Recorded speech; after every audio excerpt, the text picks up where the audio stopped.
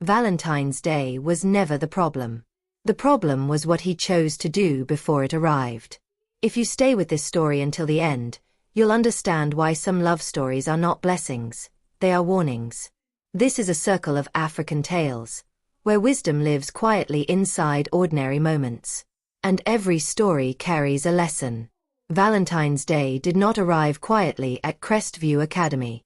It never did. By the first week of February, the hallways were already saturated with pink and red. Heart-shaped cutouts dangled from classroom doors. Glittered posters clung to lockers. Group chats buzzed day and night with the same question dressed in different outfits. Who is asking who? How? Where? And in front of how many people? At the center of the noise stood Nathan Brooks. Nathan never chased attention, but attention followed him faithfully. He was tall, composed, and moved with the kind of quiet confidence that did not beg to be seen. It simply was. Teachers trusted him. Students respected him. Even those who claimed indifference still glanced up when he walked past. He carried himself like someone who believed he belonged anywhere he stood. By Tuesday, the rumor had spread like dry season fire. Nathan was planning a Valentine's ask.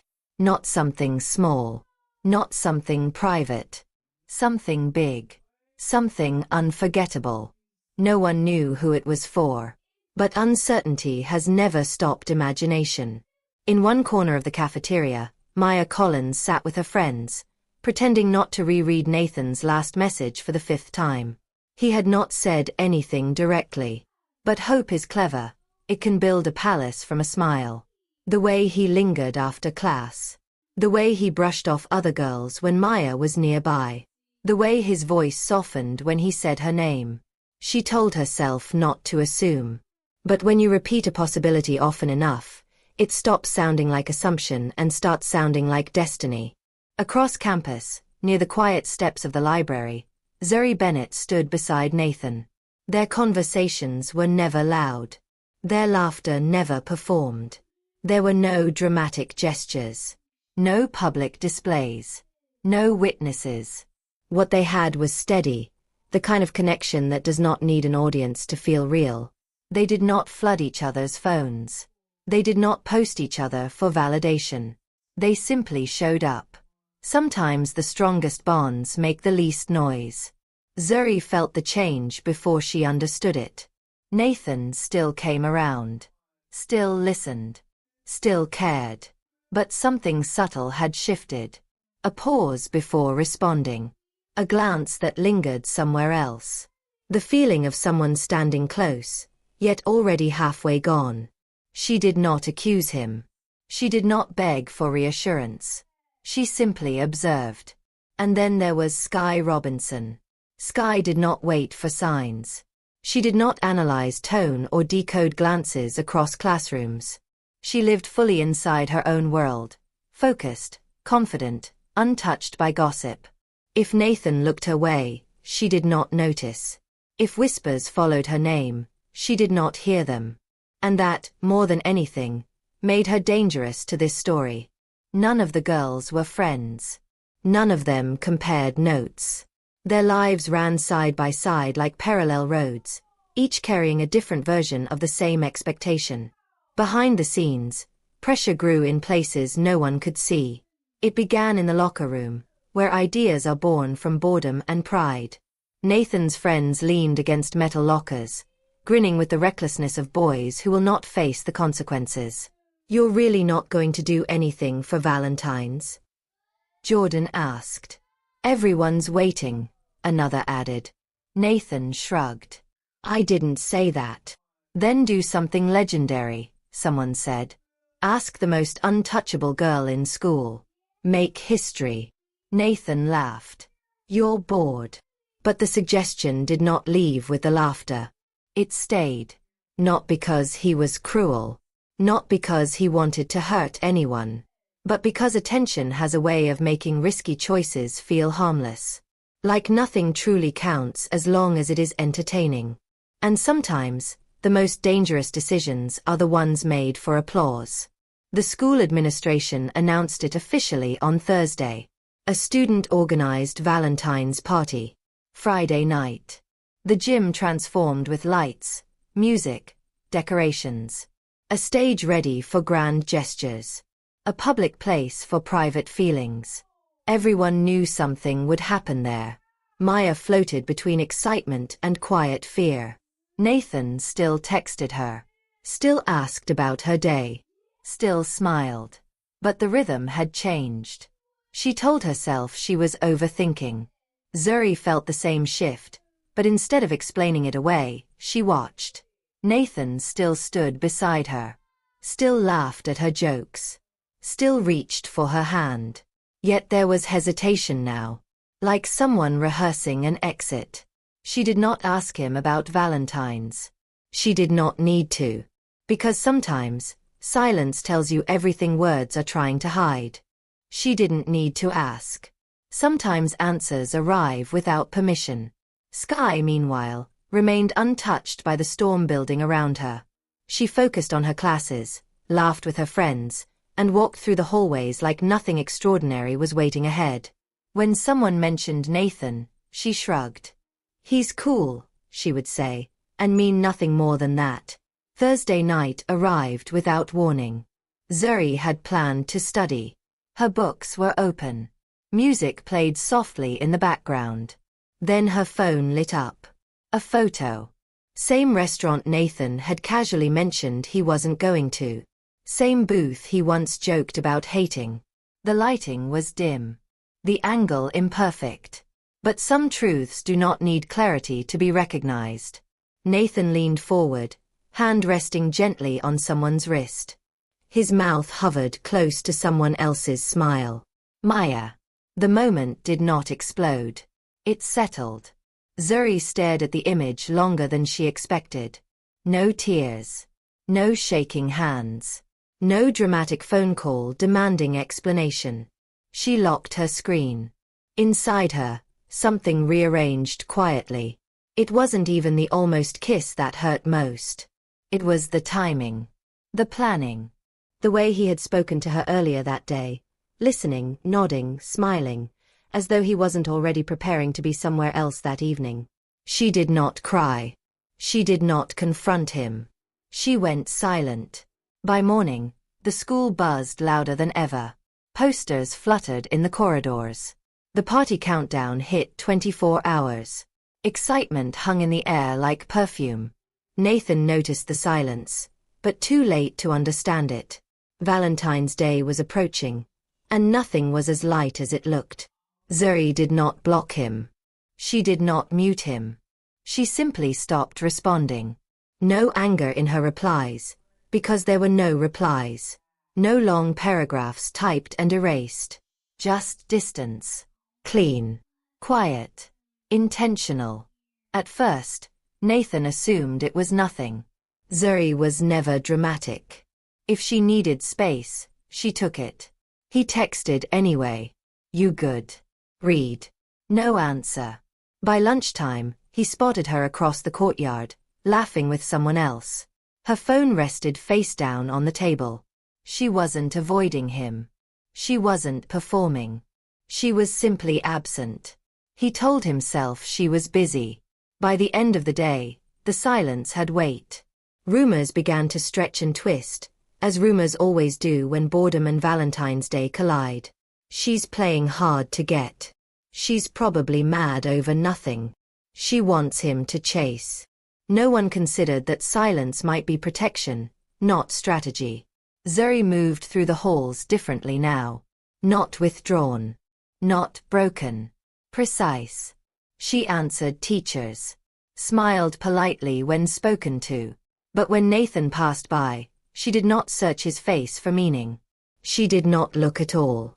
The image from the restaurant no longer replayed in her mind. What lingered was everything around it. The earlier conversations, the way he had listened to her talk about stress while his evening was already planned elsewhere. She realized something uncomfortable. He hadn't lied aggressively.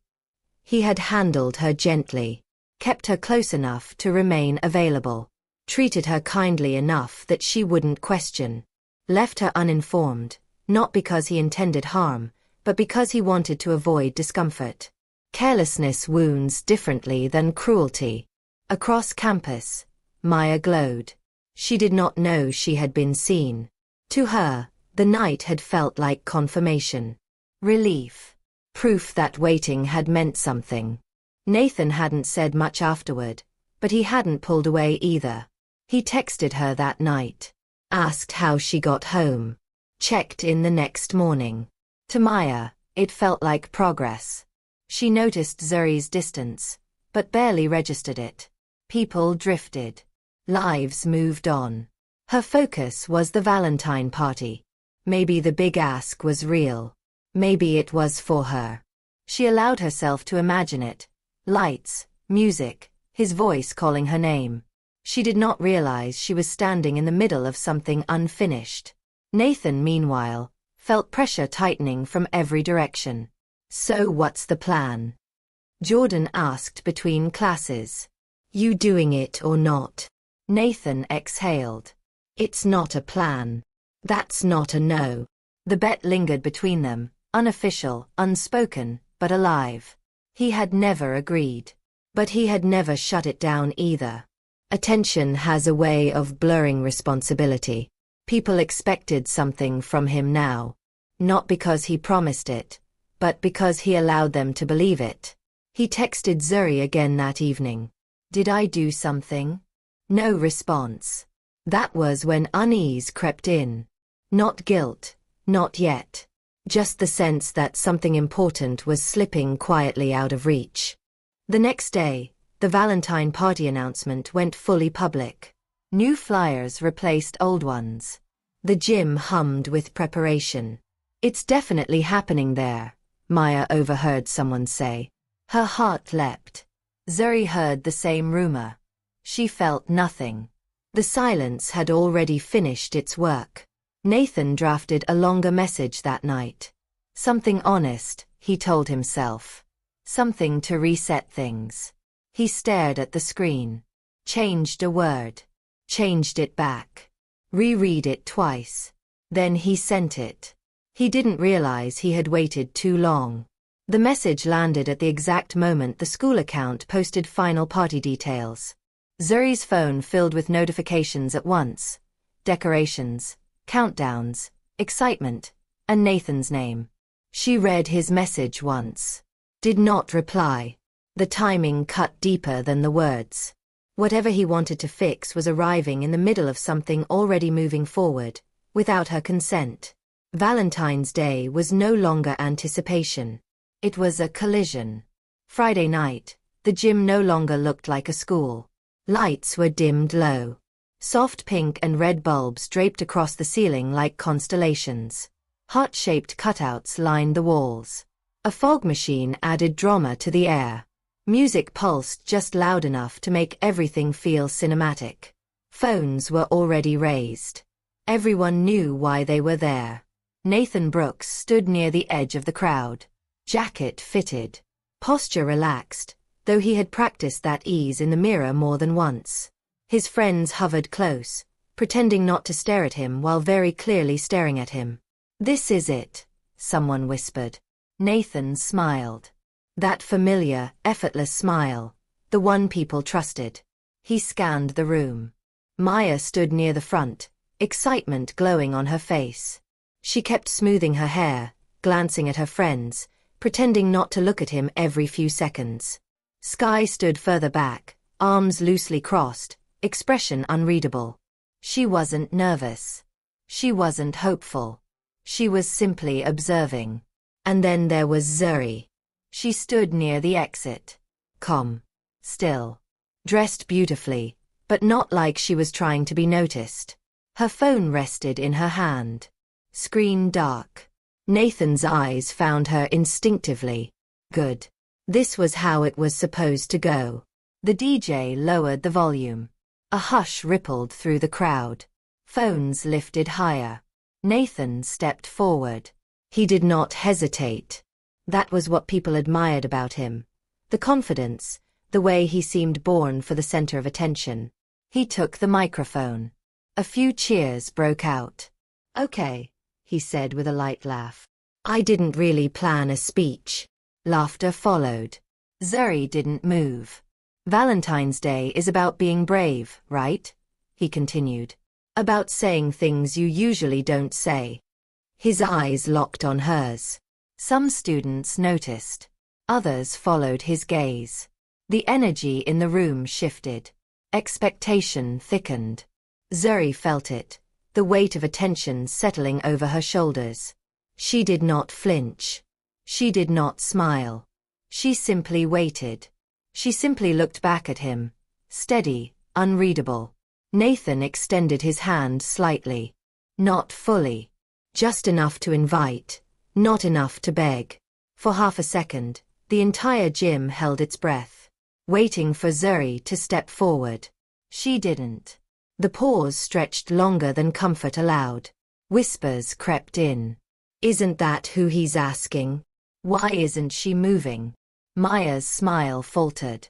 Nathan's confidence cracked. Not on his face, but somewhere deeper. He laughed again, softer this time, trying to smooth the moment like a wrinkle he could press flat. Zuri, he said gently, using the tone that once belonged only to them. Come here. Zuri tilted her head slightly. Then she looked past him. Straight at Maya. The look wasn't sharp. It wasn't angry. It was knowing. Maya's stomach dropped. Her eyes followed Zuri's gaze, then snapped back to Nathan. Confusion flashed across her face, followed by something colder, recognition. A memory surfaced off script. How careful he'd been. How often he said, "We'll talk later." How rarely he let her post anything. The pieces aligned too cleanly to ignore. A murmur rippled through the crowd. Wait. Didn't he? The truth didn't explode. It leaked. A glance passed between Zuri and Maya. Brief, devastating, complete. Maya understood instantly. Not through words, but through context. Through realization. She hadn't been chosen. She had been convenient. Her breath caught. She stepped back, shaking her head, not at Zuri, but at Nathan. You told me, she began, then stopped. Too many phones. Too many eyes. Nathan finally saw it then. The shift in how people looked at him. Not admiration now. Calculation. Replayed conversations. Connected dots. Zuri hadn't accused him. Hadn't raised her voice. Hadn't exposed anything. She didn't need to. Her silence had already done the work. Nathan lowered the microphone slowly.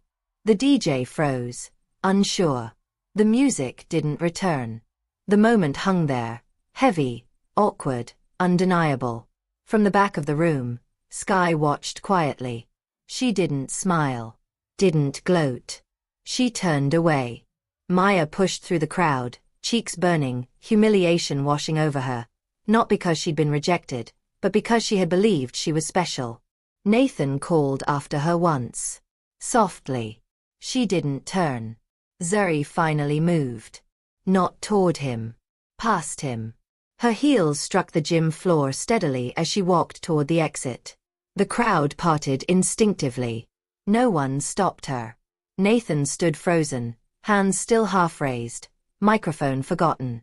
The party didn't end with shouting or tears. It ended with discomfort. Phones lowered. Conversations resumed, quieter now, edged with judgment. The story had already been written. And not in his favor. Later that night, Nathan sat alone on his bed, phone resting in his hand. No new messages. No one left to explain himself to who hadn't already seen enough. For the first time, the weight settled fully. He hadn't lost one girl. He had lost trust. And trust didn't demand closure. It left quietly. Monday felt different. Not because the halls were empty, but because something had shifted. People still laughed. Teachers still scolded. Bells still rang. But every conversation carried an invisible footnote. Nathan felt it the moment he walked through the gate. Eyes followed him, not with admiration now, but awareness. He kept his head up anyway. That was the first thing he chose differently. At his locker, his friends lingered less closely. The jokes were shorter. The teasing gone. The unspoken bets sat between them like cracked glass. "You good?" one of them asked, half-hearted. Nathan nodded. "Yeah." It wasn't a lie. It wasn't the truth either. Across the hall, Zuri Bennett walked past him without looking. She didn't rush. She didn't slow. She simply existed in a space where he no longer mattered. That hurt more than shouting ever could have. He considered stopping her, explaining, apologizing. But every version of that conversation felt selfish, like knocking on a door she had already closed with intention. So he didn't. In the cafeteria, Maya sat with different people now. Not hiding. Repositioned. Her laughter sounded forced at first, then steadier as days passed. Nathan approached her table carefully. "Maya," he said quietly. She looked up. Her face was composed. Her eyes guarded. "What?" she asked, not cold, just tired. "I owe you an apology." She studied him for a long moment. "You owe me honesty," she said. "But I don't think you have anything new to give." "I do," he replied. "I should have ended things before they overlapped. I liked the attention. I didn't want to choose, so I let things blur. That wasn't fair." She exhaled slowly. "I wanted it to mean something," she said. "Not publicly. Just genuinely." "I know," Nathan said. "And I'm sorry I didn't give you that." She nodded once. That was it. No forgiveness. No drama. Just an ending that offered him no relief. He walked away feeling lighter and emptier. Later that afternoon, Sky Robinson stopped him near the lockers. "You good?" she asked bluntly. He laughed weakly. "That seems to be the question of the week." Sky crossed her arms. "You knew what you were doing," she said. "You just didn't know what it would cost." "That obvious?" "Yes. But listen, you're not a villain. You're careless. And careless people still hurt others." Nathan nodded. "I don't want to be that person." "Then don't," Sky replied. "Just don't expect things to go back to normal." She walked away before he could respond. Valentine's Day arrived quietly. No big moments. No public confessions. Just balloons on doors. Teachers wearing red. Zuri spent the day focused on herself. She took notes. Answered questions. Laughed with friends she trusted. She didn't avoid Nathan. She simply didn't engage. The distance wasn't punishment.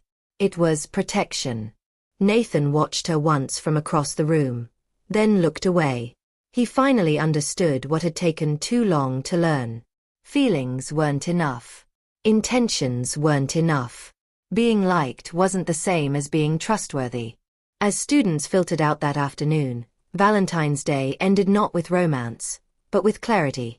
2 weeks later, the school stopped talking about it. That was how Nathan knew it was truly over. No whispers. No replayed videos. No did you hear moments. The public story had ended.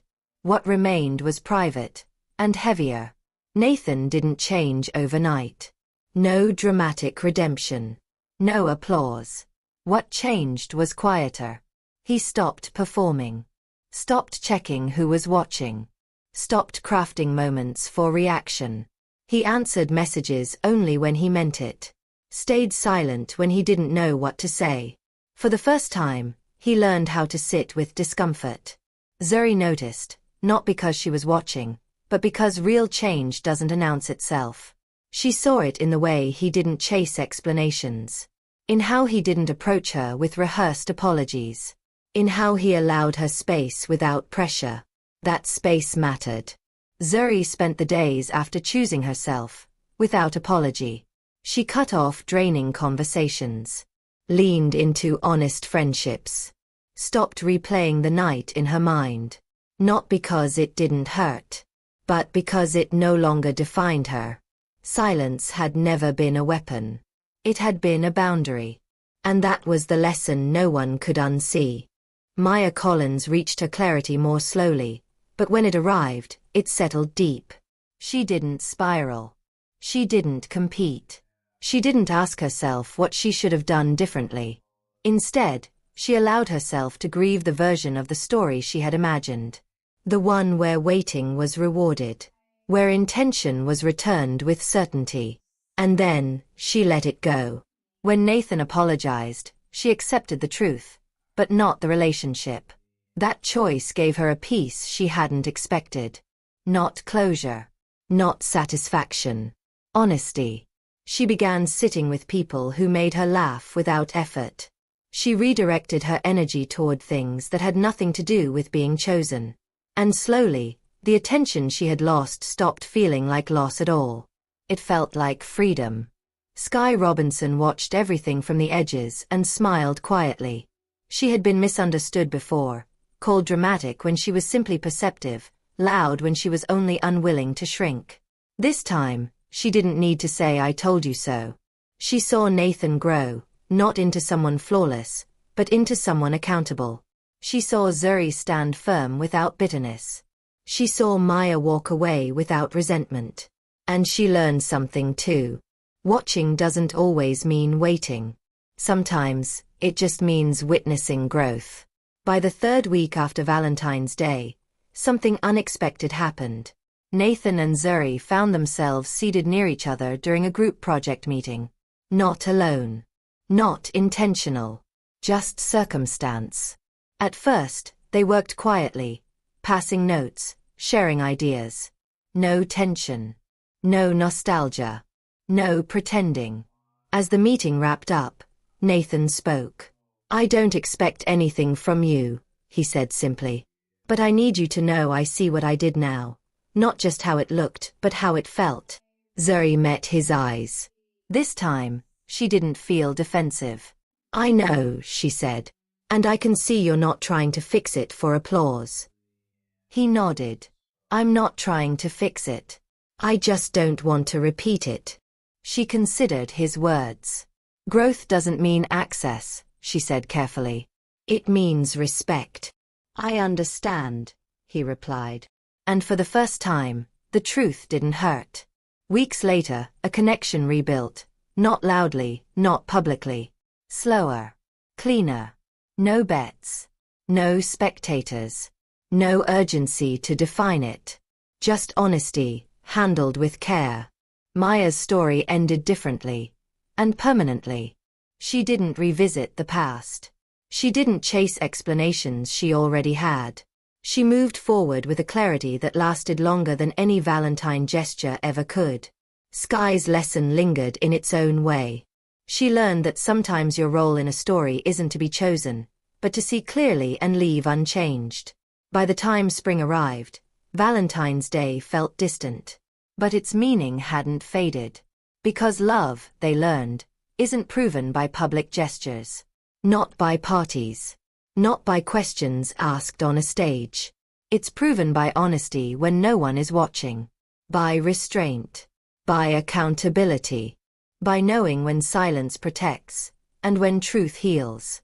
And somewhere between the noise and the quiet, all of them grew. Not into a fairy tale, but into themselves. Before this story truly ends, one question remains for you. Was silence stronger than confrontation? Should intentions matter more than actions? And can feelings ever excuse careless choices? Tell me what you think. Every story carries a lesson. And if this one touched you in any way, let it guide your heart and inspire your journey. I hope you enjoyed this African folktale. If you did, please subscribe for more life-changing stories. Don't forget to like, share, and drop a comment. And if you're ready for more, the next story is already waiting for you on your screen. Thank you for watching. I appreciate you. See you in the next video.